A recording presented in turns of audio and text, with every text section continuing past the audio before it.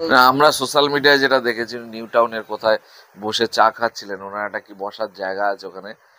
তো সেইখানে নাকি উনি বেরোনোর 2 মিনিটের মধ্যে কেউ এসে এরকম খোঁজ খবর করছে এবং প্রকাশ্যে নাকি বলছে। সত্য মিথ্যা এটা ভালো ওরাই বুঝবে, কিন্তু আমার যেটা আইডিয়া, আমি যেটা বুঝি, এখানকার যিনি অবজারভার তিনি কিন্তু শাসক দলের পক্ষে থাকলেও শাসক দলের মধ্যে কেউ বিরোধিতা করবে এটা কোনো মতে মেনে নেবে না, এবং সেই হিসাবে আরাবুল সাহেব হিসাব মতো ওনার সম্পূর্ণ বিরোধী। এ, যার কারণে সত্যতা নিয়ে খানিকটা আছে, মানে পজিটিভ দিক আছে সত্যতার দিক থেকে। পুরোপুরি আমি মানে জিনিসটা যে একদম সত্য এবং এটা ঘটেছে এবং ওনাকে মেরে দিতেই পারতো এইটা আমি ওইভাবে বলতে পারবো না, কিন্তু এর বাস্তবতা অনেকটাই আছে। কারণ আমাদের যা আইডিয়া সেটা হলো শাসক দলের মধ্যে ওনার বিরুদ্ধে যে যাবে তাকে কিন্তু উনি সহজে ছেড়ে দেয় না, এটা আমাদের কাছে কিন্তু অনেকগুলো এই ধরনের খবর আছে। সেক্ষেত্রে আরাবুল সম্পূর্ণ বিরোধী, সেই হিসাবে এটা হলেও হতে পারে। এখন তহা হুজুর যেভাবে এই মুহূর্তে বলছেন, উনি লেটে হলেও বুঝতে পেরেছেন। এই বোঝাটা ওনার আগে বোঝা দরকার ছিল, তো ওনার শেষে হলেও বোধোদয় হয়েছে। তার জন্য ওনাকে ধন্যবাদ যে উনি এই মুহূর্তে সত্য কথাগুলো তুলে ধরার চেষ্টা করছেন এবং মানে অপ্রিয় সত্য কথা বলছেন, এবং সেটা মানে যার বিরুদ্ধে বলছেন তার সহ্য হচ্ছে না, যার কারণে যা মুখে আসছে তাই উল্টো পাল্টা তার বিরুদ্ধে বলে যাচ্ছে। তবে একটা জিনিস আমি দেখতে পাচ্ছি যে যত বড় ধরনের লোক হোক, যত ভালো লোক হোক, ওনার যদি কোনো সত্য কথা ওনার বিরুদ্ধে যাবে এরকম যদি তুলে ধরে, তাহলে তানাকে উনি রেয়াত করছেন না কোনোভাবে। এটা রাজনীতিতে কিন্তু শুভ লক্ষণ নয়। হুজুর বলছেন যে ভাঙড়ের কয়েকজন নেতাকে পরিষ্কার করে নাম ধরে বলছেন, কিন্তু এই গেল রমজান মাস এসে তিনি কিন্তু শওকত মোল্লাকে দরাজ সার্টিফিকেট। আমি ইতিপূর্বে বলেছি তো, উনি মানে শওকত সাহেবের বিভিন্ন প্রোগ্রামে এসছেন এবং ওনাকে কিভাবে সমাজে ভালো হিসাবে উপস্থাপন করা যায় তার জন্য উনি হিসেব মতো তদবির বলা যায় বা উপস্থাপন করা বলা যায়, সেইভাবে তিনি সবার সামনে উপস্থাপন করার চেষ্টা করেছেন। এবং তিনি তখন বুঝতে পারেননি যে যে ভদ্রলোকের বিরুদ্ধে উনি মানে পক্ষে উনি এই ধরনের কাজ করছেন বা জানাকে রাজনীতির ময়দানে একটা স্বচ্ছ সার্টিফিকেট দেওয়ার চেষ্টা করছেন, তিনি যে কতটা ভয়ঙ্কর হতে পারে উনি আজকে তিনি হাড়ে হাড়ে বুঝতে পারছেন। কিছু সত্য কথা উনি তার বিরুদ্ধে বলেছেন এবং সেটা যদি শওকত সাহেব হজম করতে পারতেন তাহলে মনে হয় এতটা খারাপ পরিস্থিতি হতো না।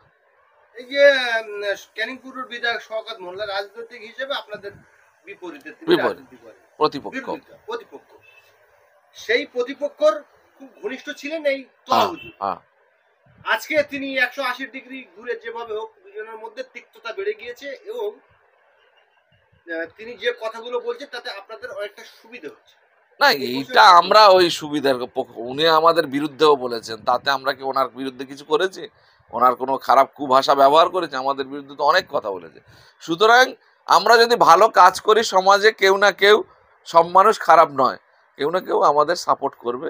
এই মুহূর্তে একটা বৃহত্তর অংশের মানুষ আমাদেরকে সাপোর্ট করছেন, সেখানে উনিও দেখছেন যে আমাদের খারাপ কিছু নেই, আমরা সমাজের ভালো কাজ করছি, অসহায় বঞ্চিত নিপীড়িত মানুষের পাশে আমরা, আমাদের দলের নেতৃত্ব সবাই আমরা যেভাবে দাঁড়াচ্ছি, আমাদের নেতা যেভাবে রাত দিন সমান করে দিয়ে দৌড়াচ্ছে, সেক্ষেত্রে এই সমর্থন না করে কোনো উপায় নেই তো, যার কারণে বলছেন। সেটা আমার মনে হয় না যে আমাদের খুব বেশি কিছু লাভ বা লসের ব্যাপার নেই, নিশ্চয়ই একটা অংশের মানুষ সেটা ভালো চোখে নিচ্ছে।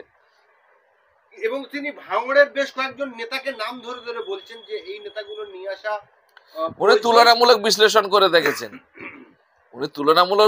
করে দেখেছেন, ইনি যে ধরনের অ্যাগ্রেসিভ মানসিকতায় পার্টি করে এবং নিজের দলের বিরোধী কাউকে, নিজের দলের মধ্যে বিরোধী থাকলে সেটাও তিনি যেমন মানে প্রশ্রয় দেন না বা অন্য মত পোষণ করলে তার কোনো রেয়াত করেন না, আর বিরোধী দলকে তো কোনোভাবেই তার ঘটি বাটি মাটি সব কিছু চাটি করে উড়িয়ে দেওয়ার যে একটা মানসিকতা, এইটা উনি মেনে নিতে পারছেন না, যার কারণে ওনার বিরুদ্ধে মুখ খুলেছেন। তুলনামূলক যারা ছিল তারাও খুব ভালো নয়, যাদের বিরুদ্ধে উনি এখন বলছেন যে এই হলে ভালো, তিনি তো ভাঙড় কলেজে জিওগ্রাফির ম্যাডামের জগ ছুড়ে মেরে মাথা ফাটিয়ে দিয়েছিলেন। তিনি কোথায় কি ভালো বলছেন উনি?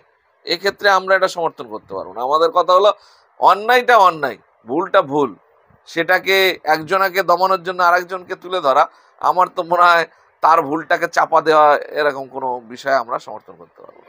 শেষের দিকে উনি মানে বোধোদয় হয়েছিল না। হ্যাঁ, তো কিন্তু যাদেরকে উনি বলছেন যে এরা তুলনামূলক এরা থাকলে ভালো, কাইজারকে তোলা উচিত, আরাবুলকে তোলার কথা কেন বলছি আমি তো এটা বুঝতে পারছি না। আরাবুল যে ধরনের কাজকর্ম করে গেছে ইতিপূর্বে, তাতে করে উনি কোনটা ভালো মনে হচ্ছে আরাবুলের?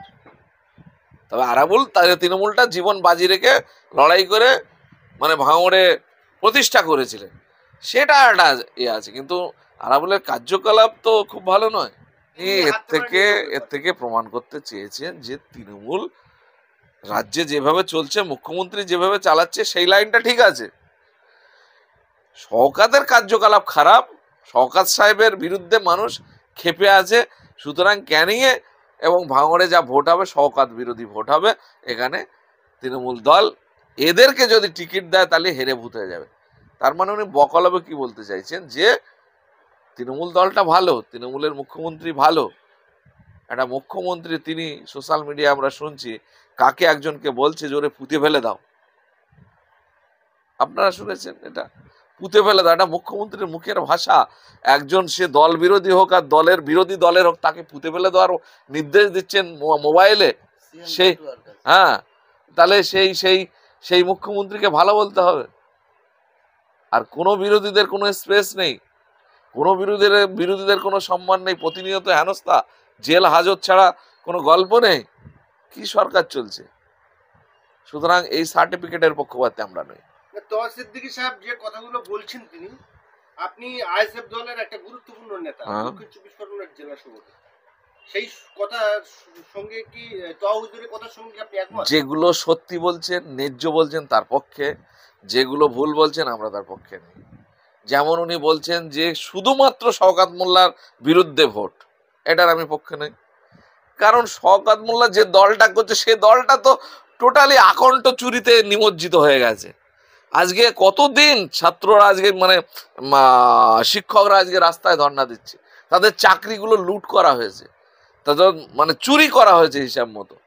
হ্যাঁ, আর তাতে মুখ্যমন্ত্রী সমর্থন করছে, যারা চোরের খাতায় নাম আছে তাদের বাঁচানোর জন্য হাইকোর্ট আর সুপ্রিম কোর্টে লক্ষ লক্ষ কোটি কোটি জনগণের টাকা ব্যয় করছেন, তাকে আমার ভালো বলতে হবে? কিসের ভালো? আজকে স্কুলগুলো বন্ধ হয়ে যাচ্ছে সব। আমার এখানে একটা এসএসকে স্কুল আছে, গিয়ে দেখেন সেখানে একটা টিচার, সে এসে শুধু বলে যে তোমরা অন্য স্কুলে ভর্তি হও। আজকে 8,000-এর ওপরে প্রাইমারি স্কুল বন্ধ হয়ে গেছে, আরো 3,000 লিস্টেড আছে। কি ভালো বলছেন? আজকে ছেলেমেয়েরা কোথায় যাবে? গরিব মানুষ যারা প্রাইভেট স্কুলে পড়াতে পারে না, তারা আজকে মানে কোথায় যাবে? ভালো বলছেন? 2021 সালে বিধানসভায় নতুন দল, আপনাদের নবাগত দল ছিল এবং আপনারা ক্যানিং পূর্ব বিধানসভা যথেষ্ট টক্কর দিয়েছেন।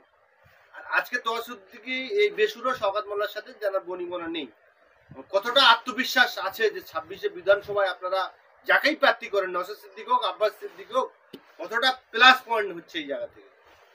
দেখেন, আমরা 21-এ যে উদ্যম নিয়ে লড়াই করেছিলাম, সেখানে আমাদের অনেকটা দমিয়ে দিয়েছিল। মানে মার ধর, লুট পাট, বাড়ি ছাড়া, ঘর ছাড়া করে অনেকটা দমিয়ে দিয়েছিল। কিন্তু আমাদের যারা লড়াই করেছে, যারা আমাদের সৈনিক, তারা কিন্তু সরে যায়নি।